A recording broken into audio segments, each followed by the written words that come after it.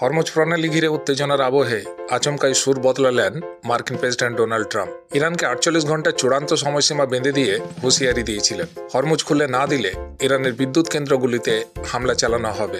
কিন্তু সময়সীমা শেষ হওয়ার আগেই ট্রাম্প ঘোষণা করলেন, অন্তত আগামী 5 দিন ইরানের কোনো বিদ্যুৎ কেন্দ্রে হামলা চালানো হবে না। তার দাবি, পশ্চিম এশিয়ার পরিস্থিতি নিয়ে আমেরিকা ও ইরানের মধ্যে ইতিবাচক আলোচনা চলছে। তবে এই সিদ্ধান্তের পরেই আন্তর্জাতিক মহলে নতুন করে প্রশ্ন উঠছে, এটি কি সম্ভাব্য প্রত্যাঘাতের আশঙ্কা নাকি কৌশলগত কোনো রণনীতি বদলের ইঙ্গিত? ঘটনাচক্রে ট্রাম্পের হুমকিতে একটুও পিছিয়ে যায়নি তেহরান, বরং পাল্টা সতর্কবার্তায় ইরান জানিয়েছিল তাদের শক্তি কেন্দ্রে হামলা হলে পশ্চিম এশিয়ায় আমেরিকার বিভিন্ন তথ্য প্রযুক্তি কেন্দ্র, তেল শোধনাগার ও জল শোধনাগারকেও নিশানা করা হবে। এই চাপানোতরের মধ্যেই খবর, মধ্যপ্রাচ্যে অতিরিক্ত সেনা ও F-35 যুদ্ধবিমান পাঠাচ্ছে পেন্টাগন। ফলে পরিস্থিতি এখনও অগ্নিগর্ভ, তা স্পষ্ট।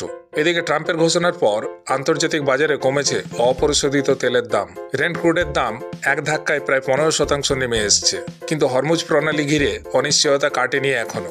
ইরান আবারও হুঁশিয়ারি দিয়েছে, মার্কিন হামলা হলে পারস্য উপসাগরে নৌমাইন পেতে গুরুত্বপূর্ণ সামুদ্রিক পথ অবরুদ্ধ করে দেওয়া হবে।